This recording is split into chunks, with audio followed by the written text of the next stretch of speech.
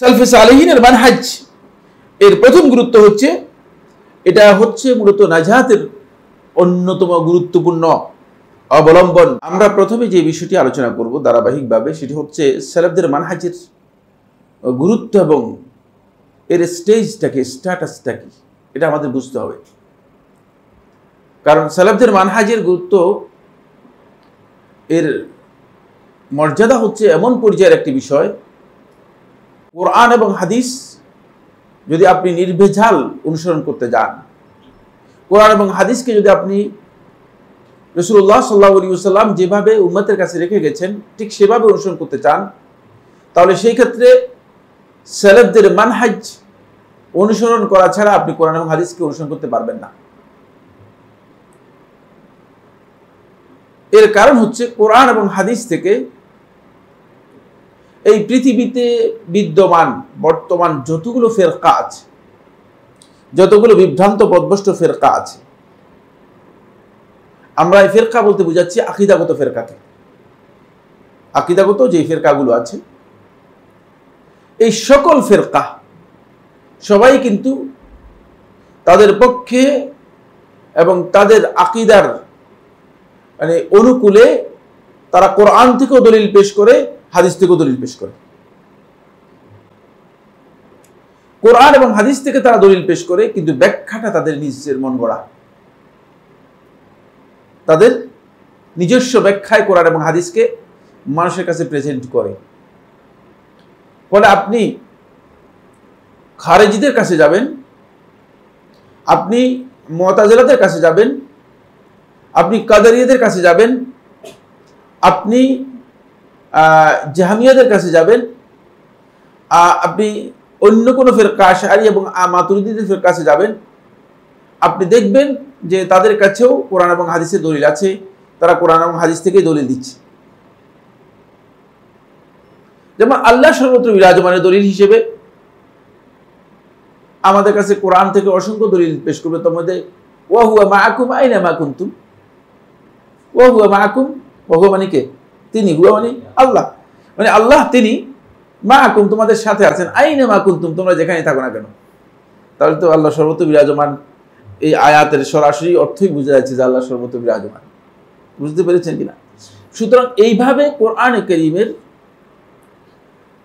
অসংখ্য আয়াত এবং রাসূলুল্লাহ সাল্লাল্লাহু আলাইহি ওয়াসাল্লামের অনেকগুলো হাদিস থেকে তারা দলিল পেশ করেছে, কিন্তু এই বক্তব্যটুকু, এই বুঝটুকু তারা সালাফদের কাছ থেকে নেয়নি। এই বুঝটুকু তারা যে সোর্স থেকে নেওয়ার কথা ছিল তাদের কাছ থেকে নেয়নি, তারা নিজেদের ধ্যান ধারণা আকল থেকে নিয়েছে, বিবেচনা শক্তি থেকে নিয়েছে।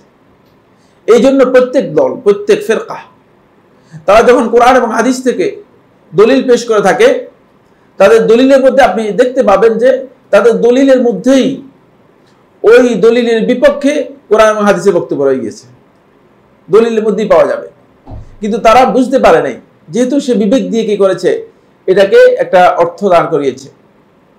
অথচ সালফে সালেহিনগণ কোরআনে কারীম কি করেছেন? কোরআনে কারীম বুঝেছেন, এবং কোরআনে কারীম বুঝার কারণেই তারা এই অনুযায়ী আমল করেছেন এবং কোরআনের সঠিক বুঝটুকু আমাদের সামনে তুলে ধরেছেন। যেমন আপনি যখন জিকিরের কথা যখন আলোচনায় আসবে, আপনি দেখবেন ওয়াজকুর ইসমা রাব্বিকা ওয়া তাবাত্তাল ইলাইহি তাবতীলা। আপনার রবের খুব একেবারে স্পষ্ট বক্তব্য, ওয়াজকুর জিকির করো, ইসমা রাব্বিকা, ইসম মানে কি? নাম, ইসম অর্থ কি? নাম। ওয়াজকুর ইসমা রাব্বিক, যে আপনার রবের নামের জিকির করেন, মানে আল্লাহ আল্লাহ জিকির করেন।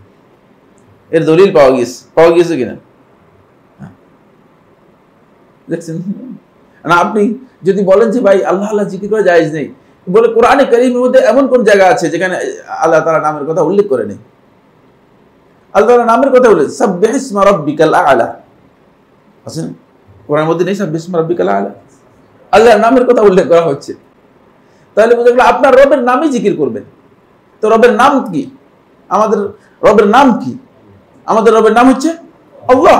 তাহলে তো আল্লাহ আল্লাহ জিকির করার কথাই বলা হয়েছে। দেখছেন, প্রবৃত্তির অনুসারী এই এখান থেকে শিক্ষা করতেছে, দলিল গ্রহণ করতেছে, কোরআন থেকে দলিল গ্রহণ করে। এই কারণেই সালাফদের মানহাজ বুঝার বিষয়টি মুসলিম উম্মার সত্যিকার আলেমদের দায়িত্ব হচ্ছে সাধারণ মানুষকে সেটা বুঝিয়ে দেওয়া। আর সাধারণ মানুষের উচিত হচ্ছে যে কোরআন এবং হাদিস বুঝার সাথে অবশ্যই কোরআন হাদিস বুঝার জন্য মৌলিক যে উপাদান সেটা হচ্ছে সালফে সালিহিনের মানহাজ কি, কোরআন হাদিস বুঝার ক্ষেত্রে তারা কোন মানহাজের অনুসরণ করেছেন সেটাকে কি করা, সেটাকে জানা। কারণ নাহলে আপনি কোরআন দিয়ে দলিল দিবেন ফাকতুলুহুম হাইসু ওয়াজাদতুমুহুম, ফাকতুলুহুম তাদেরকে তোমরা হত্যা করো, হাইসু ওয়াজাদতুমুহুম যেখানে পাও সেখানে। কাদের কথা বলা হচ্ছে?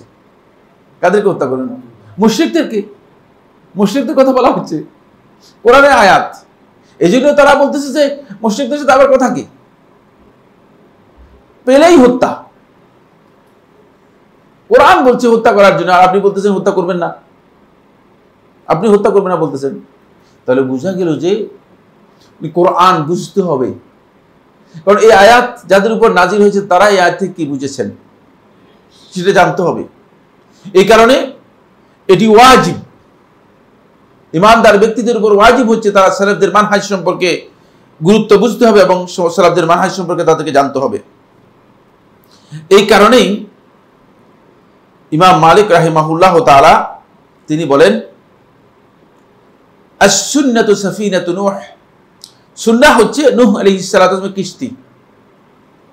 মান রাকিবাহা নাজা, যে এই কিস্তিতে উঠতে পারলো সেই পরিত্রাণ পেল, মুক্তি পেল। ওমান তাখাল্লাফা আনহা গারিক, আর যে এই কিস্তিতে উঠতে পারে নাই সে মারা গেছে, ডুবে মারা গিয়েছে। এটা হচ্ছে সুন্নাহ, হচ্ছে এখানে সালাফদের মানহাজ। যে হাদির উপর নবী সাল্লাল্লাহু আলাইহি ওয়াসাল্লাম এই উম্মাহকে রেখে গেছে সেটা হচ্ছে সুন্নাহ। এটা যদি কোনো ব্যক্তি জানতে না পারে তাহলে সে ব্যক্তি সমূহ সম্ভাবনা রয়েছে বিভ্রান্ত, পথভ্রষ্ট এবং হালাক ধ্বংস হওয়ার সমূহ সম্ভাবনা রয়েছে। আর এই কারণেই কোরআন হাদিস জানার পরেও তিনি মানে এই কথা বলতেছেন যে মানে আপনি যে কথা বলতেছেন সেটা নয়, আমি যেটা বলতেছি এটা হচ্ছে হক। তার কারণ হচ্ছে তিনি এই বিভ্রান্তির মধ্যে রয়েছেন। কোরআন এবং হাদিসের এই যে বুঝ, এই বুঝটা তিনি তার মন মতো নিয়েছেন। যাদের কাছ থেকে বুঝ নিয়েছেন তাদের বুঝ সঠিক ছিল না। যে সূত্র থেকে তিনি গ্রহণ করেছেন সূত্রটা কি ছিল না, সঠিক ছিল না। ফলে সালফে সালেহিনের মানহাজ এর প্রথম গুরুত্ব হচ্ছে, এটা হচ্ছে মূলত নাজাতের অন্যতম গুরুত্বপূর্ণ অবলম্বন।